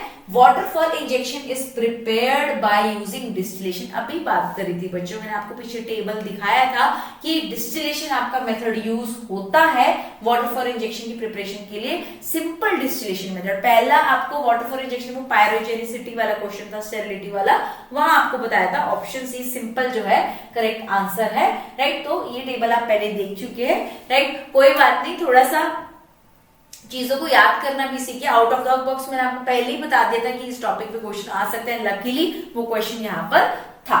चलिए नेक्स्ट क्वेश्चन की ओर चलते हैं। तो decrease in effective surface area available to the dissolution medium leading to fall in the dissolution rate may be due to one of the following reasons. Question समझिए, decrease in the effective surface area और बात हो रही हो dissolution rate की, और हम ना तो बात करें नॉइस व्हिटनी इक्वेशन की, तो बात है, राइट। तो क्या ये डिक्रीज जो है एडिशन ऑफ साइक्लोडेक्स्ट्रिन की वजह से हुआ, क्या ये डिक्रीज जो होता है आपका सरफेक्टेंट की वजह से हुआ, क्या हाइड्रोफिलिक डाइल्यूएंट की वजह से हुआ, या सरफेस चेंजेस की वजह से हुआ due to extreme particle size reduction. तो जब पार्टिकल साइज रिडक्शन हो गया तो इसका मतलब क्या बढ़ गया, इफेक्टिव सरफेस एरिया बढ़ गया। इफेक्टिव सरफेस एरिया बढ़ गया, 𝑑𝑆-𝑉𝑡नी इक्वेशन पे आ जाओ, rate of drug dissolution dc/dt क्या होगा आपका DAK, ये आपका पार्टीशन कोएफिशिएंट हो गया CS - CB/VH। तो जब आपका सरफेस एरिया बढ़ गया तो रेट ऑफ डिसोल्यूशन अपने आप बढ़ना चाहिए, राइट। तो यहाँ पर जो आपका अफेक्ट होगा decrease in the effective surface area, अगर आपका सरफेस एरिया डिक्रीज हो गया तो डिसोल्यूशन रेट का फॉल भी आपका हो जाएगा, राइट। करेक्ट आंसर आपका रिलेट करता है फ्रॉम द इक्वेशन, राइट। तो सरफेस चार्ज की वजह से आपका ये इफेक्ट आएगा since this surface area increase with the decreasing particle size. लेकिन इस ऑप्शन को थोड़ा सा काउंटर कर सकते हैं, एक्चुअली किस टर्म्स में काउंटर कर सकते हैं, इफेक्टिव सरफेस एरिया के टर्म्स में और एब्सोल्यूट सरफेस एरिया के टर्म्स में। तो जो एब्सोल्यूट सरफेस एरिया है वो आपका टोटल सरफेस एरिया है किसी भी पार्टिकल का, इफेक्टिव सरफेस एरिया जो कि आपका एक्सपोज्ड एरिया है to the dissolution medium, right. तो चलते हैं, आगे कहता है since the surface area increases with the decreasing particle size, जो कि मैंने आपसे कहा था कि पार्टिकल साइज आपका रिड्यूस हो गया तो इफेक्टिव सरफेस एरिया आपका बढ़ जाएगा, right. And decrease in the particle size can be achieved by none other than your size reduction techniques, micronization, homogenization, liquid सैतोसोनिकेशन, एक्सट्रूजन, ये सारे मेथड्स का आप इस्तेमाल कर सकते हैं। चलिए नेक्स्ट क्वेश्चन की ओर चलते हैं। In the process of adding lubricant to a granulation, the lubricant is finally divided by passing it through the 60 to 100 mesh nylon cloth. This process is called as dash the lubricant, bottling, mixing, tumbling and grinding. So this is included as the method of addition of the lubricant. So lubricant is actually finely divided freely by passing through this 60 to 100 mesh with the nylon cloth. This process is known as none other than your bolting, and इसके बाद आपकी ये mixing और tumbling होती है। तो इस process को हम क्या बोलते हैं, bolting, राइट। तो ऑप्शन ए आपका करेक्ट आंसर रहेगा, राइट। यहां पर आप देख सकते हैं lubricant is finally divided by passing it through this mesh and this process is called as bolting the lubricant। इसके बाद आपकी मिक्सिंग एंड टम्बलिंग जरूर होती है ताकि आपके lubricant को पूरा अच्छे से क्या कर सकते हैं, पूरा अच्छे से स्प्रेड कर सकते हैं, डिस्ट्रीब्यूट कर सकते हैं अराउंड योर पार्टिकल्स, राइट। चलिए नेक्स्ट क्वेश्चन की तरफ चलते हैं। Which one of the following manufacturing facility may not be required for the oral dosage form? Material handling, chemical weighing, blending या aseptic filling। अब यहाँ पर आपकी ओरल डोजेज फॉर्म्स की बात आ रही है। अगर यहाँ पे ओरल डोजेज फॉर्म की बात आ रही है तो मटेरियल हैंडलिंग तो हर किसी के लिए जरूरी है, मटेरियल हैंडलिंग बिल्कुल ठीक है आपका। केमिकल वेइंग ये भी ठीक है, ओरल डोजेज फॉर्म बल्क थोड़ी बढ़ाना है आपने कि आप error in the weighing start कर दो, आपकी प्रिपरेशन जो है बिल्कुल गलत बनेगी। ब्लेंडिंग ओरल डोजेज फॉर्म्स आपकी बनती ही ब्लेंडिंग से है, मिक्सिंग से बनती है, ग्राइंडिंग से बनती है, ट्राइचुरेशन से बनती है। बची आपकी एसेप्टिक फिलिंग, यहाँ पर कोई पैरेंटल प्रिपरेशन नहीं बन रही है तो एसेप्टिक फिलिंग आपका बिल्कुल गलत हो गया। करेक्ट आंसर आपका ऑप्शन डी रहेगा, ये हम यूज नहीं करते, बाकी सारे मेथड आपको बिल्कुल इंपॉर्टेंट रहेंगी, राइट। तो एसेप्टिक प्रोसेसिंग आपका एसेप्टिक प्रोडक्ट की पैकेजिंग देखो स्टेरिलिटी मेंटेन करने के लिए की जाती है। तो material handling, chemical weighing, blending is required for the aseptic preparations, but यहाँ पर कोई पेरेंटल इंजेक्टेबल नहीं है, इंजेक्टेबल्स में आपको स्टेरिलिटी मेंटेन करने की जरूरत पड़ती है। Next question, the temperature at which the solubility of the surfactant is equal to the CMC is called as critical micelle, cloud point या सॉल्युबलाइजेशन। अब जब हम बात करते हैं यहाँ पर टेम्परेचर जहां पे सॉल्युबिलिटी ऑफ सर्फेक्टेंट CMC के बराबर हो जाए, तो क्रिटिकल माइसेली कंसेंट्रेशन पे सर्फेक्टेंट को होता क्या है, सर्फेक्टेंट आपका because of the lowering down of the surface tension bulk में मूव कर जाता है जहां पर माइसेली फॉर्मेशन स्टार्ट हो जाती है। अब उस माइसेली फॉर्मेशन का आप वहां पर क्रिटिकल माइसेली कंसेंट्रेशन जरूर कहते हैं। उसी टेम्परेचर की बात नहीं है, ये कंसंट्रेशन की बात है जहां माइसेली फॉर्मेशन स्टार्ट हो जाती है। अब क्लाउड पॉइंट, जहां पर क्लाउडीनेस, जहां प्रेसिपिटेशन स्टार्ट हो जाती है, उसे हम क्लाउड पॉइंट बोलेंगे। बट क्राफ्ट पॉइंट रहेगा वो टेम्परेचर जहां पे solidity of the surfactant will become equal to CH3। Correct answer आपका option number B Krafft point रहेगा। ठीक है जी, जहां पर आपका क्राफ्ट पॉइंट मिनिमम टेम्परेचर जहां पे सरफेक्टेंट्स आपके माइसेली फॉर्म कर सके, उसे आप क्रिटिकल माइसेली कंसंट्रेशन पे आपके क्राफ्ट पॉइंट रहेगा। राइट, क्लाउड पॉइंट कब रहेगा? जब आपका सॉल्यूशन जो है वो आपका क्लाउडी अपीयरेंस, प्रेसिपिटेशन आपकी स्टार्ट हो जाती है। ठीक है जी, नेक्स्ट क्वेश्चन, डायरेक्ट क्वेश्चन है क्वार्टाइल मेथड के ऊपर। Quartile method is used for the measurement of what? Depression in freezing point, elevation of boiling point, lowering of vapour pressure या फिर osmotic pressure. Osmotic and bond of equation तो आपको clear होगा, वहां से तो ये तो कैंसिल हो गया। तो आपके बच के 3 ऑप्शंस जो क्वार्टाइल मेथड होता है, एक्चुअली ये मेथड आपका कब यूज होता है? When a solute is added to a solvent the boiling point of solution is elevated. तो इसकी स्टेटमेंट में ही क्या लिखा हुआ है? When a solute is added to solvent the boiling point is elevated. तो अब तो मेरे प्यारे बच्चे समझ गए होंगे, ऑप्शन बी की बात हो रही है, elevation in the boiling point. Right, तो करेक्ट आंसर आपका ऑप्शन नंबर बी था। इसकी स्टेटमेंट में ही इसका आंसर छुपा है, इसकी फॉर्मूले तक आपको जाने की जरूरत भी नहीं पड़ी होगी।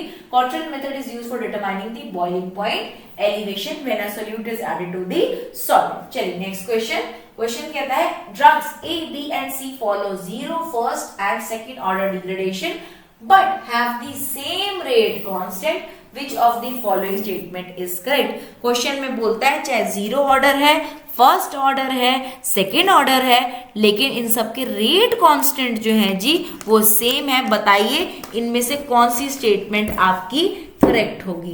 तो इसके लिए आपको एक चीज पता होनी चाहिए कि रेट कांस्टेंट किसके होते क्या है। फर्स्ट ऑर्डर के क्या होते हैं, 0 के क्या होते हैं, सेकेंड ऑर्डर के क्या होते हैं। साथ ही साथ आपको टी हाफ का क्लेरिफिकेशन होना चाहिए कि टी हाफ जैसे 0 ऑर्डर की A/2K होती है, T half for first order जो होगी आपकी वो आपकी आई थिंक 1/K होती है, 0.69, 3/K होती है।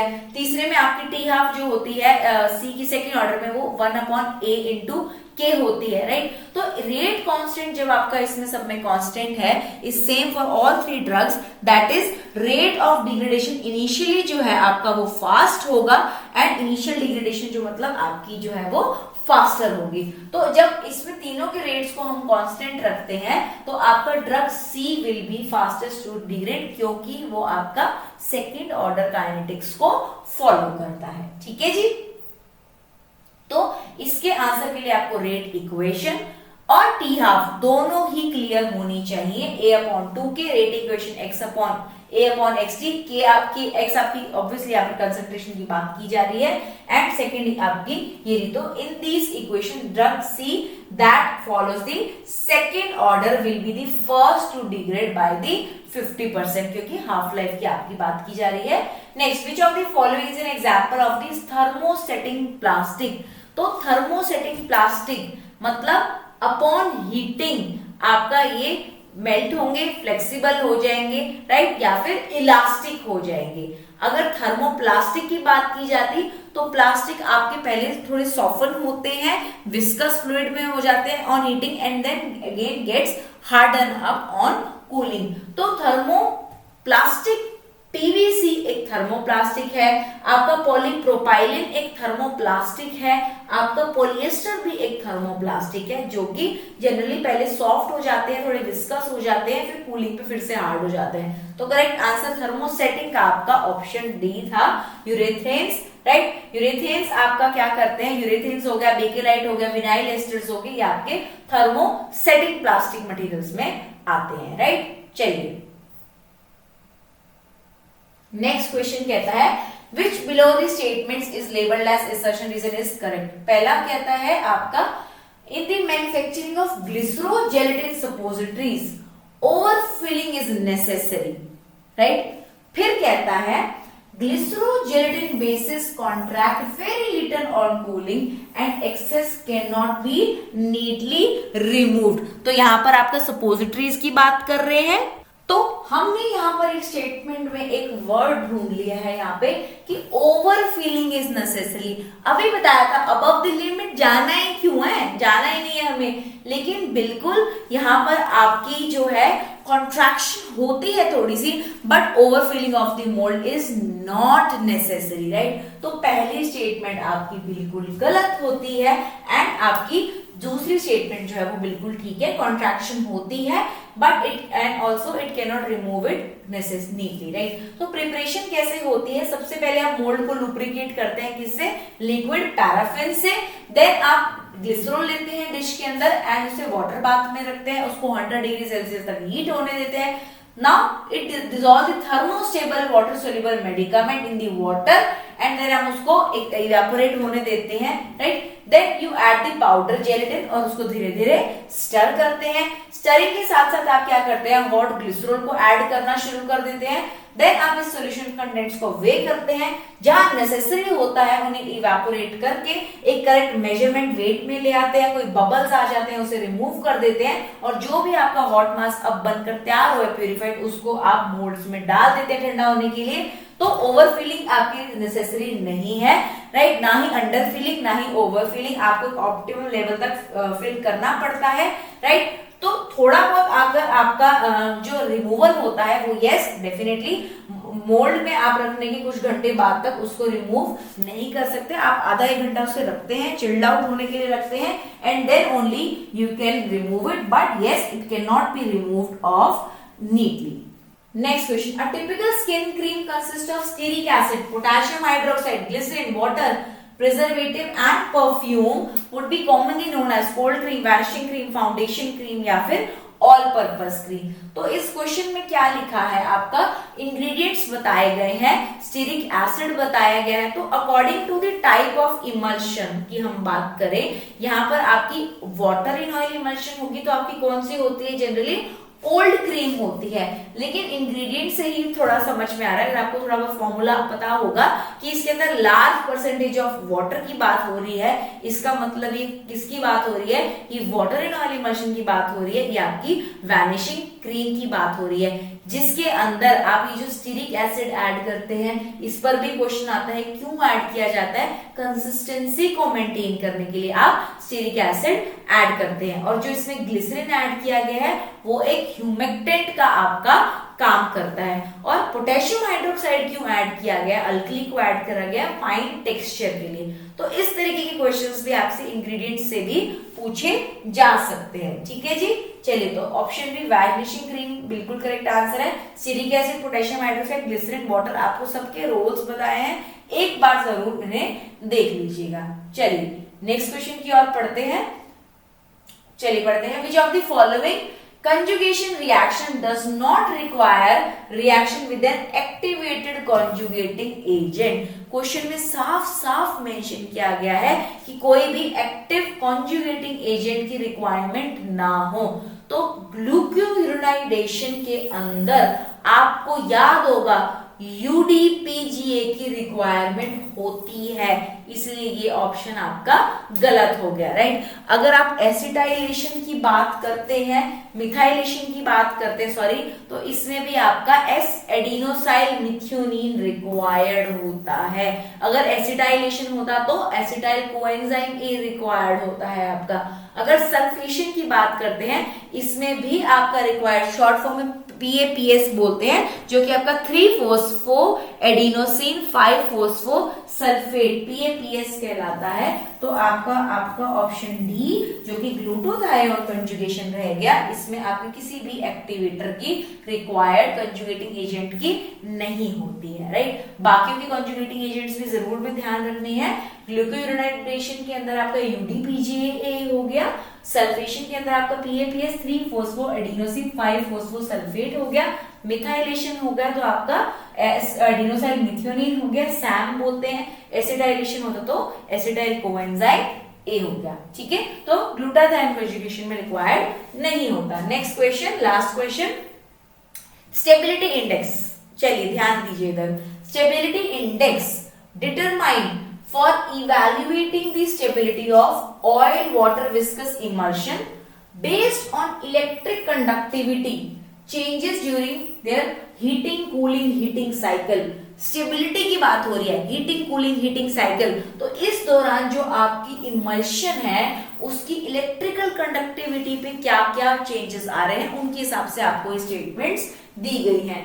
तो पहला कहता है it is defined as delta by H, right. Stability index जो होता है it is determined by actually your delta by H, बिल्कुल ठीक कह रहा है, जिसमें जो एच है ये क्या है, ये आपका चेंज इन द कंडक्टिविटी है। Change in the conductivity between what, between 35 degree Celsius and 45 degree Celsius. Exact ध्यान रखिएगा, आपका H क्या है, change in the conductivity between 35 degree Celsius and 45 degree Celsius. और ये जो डेल्टा है ये रिप्रेजेंट कंडक्टिविटी इंटरवल को करता है with in 2 heating curves, right. तो बिटवीन 2 हीटिंग साइकिल्स की बात करते हैं, तो जितनी कंडक्टिविटी आपकी छोटी कम होगी उतनी स्टेबिलिटी आपकी ज्यादा होगी, राइट। तो इनमें आपके ऑप्शंस आई थिंक मैंने आपको काफी क्लियर कर दिए हैं स्टेटमेंट के हिसाब से। Delta by H, H is the conductivity between 35 to 45, बिल्कुल ठीक बात कह रहा है। इंडिकेट्स द रिलेटिव एंथैल्पी, बिल्कुल सही बात कह रहा है आपकी। बट यहाँ पर रिलेटिव वर्ड आ गया, हमने यहाँ पर बात करी थी between 2 heating curves at specifically 35 degree Celsius. Option C कहता है it is defined as 2 delta by H, ये तो पहले ही गलत है, डेल्टा बाय एच होता है, तो ऑप्शन सी आपका गलत हो गया। बी एंड सी आपके सीधा ही ऑप्शंस कैंसिल हो गए। ऑप्शन ए करेक्ट था आपका। D it indicates the relative change in the conductivity between the 2 cycle. आप ध्यान से देखिए ऑप्शन बी और ऑप्शन डी काफी सिमिलर है। ऑप्शन बी और ऑप्शन डी आपके काफी सिमिलर है, लेकिन क्या डिफरेंस है, indicates the relative change in the enthalpy, और यहाँ पर एंथैल्पी, यहाँ पर आपका कंडक्टिविटी मेंशन है। तो ये किसके ऊपर बेस्ड है, ये आपकी कंडक्टिविटी पे बेस्ड है, ना कि एंथैल्पी चेंज के ऊपर बेस्ड है। तो इसलिए बी ऑप्शन आपका गलत हो गया एंड डी ऑप्शन आपका ठीक हो गया। तो ए एंड डी दोनों आपके करेक्ट आंसर है, राइट। तो स्टेबिलिटी इंडेक्स में आपने देखा डेल्टा बाय एच, एच आपका चेंज इन दी कंडक्टिविटी है। जितनी कंडक्टिविटी कम होगी उतनी स्टेबिलिटी ज्यादा होगी। तो smaller the conductivity more will be the stability. It is actually based on the electrical conductivity change during the short heating cooling and heating cycles, right? So this is it with our Gpat 2022 question paper along with its explanation. Thank you so much for attending the session, and we hope to meet soon with another Gpat 2021 paper as well. Be prepared. Please take your time and solve the questions yourself also, and you can let me know what your responses were. Okay, thank you so much. We'll meet in the next session.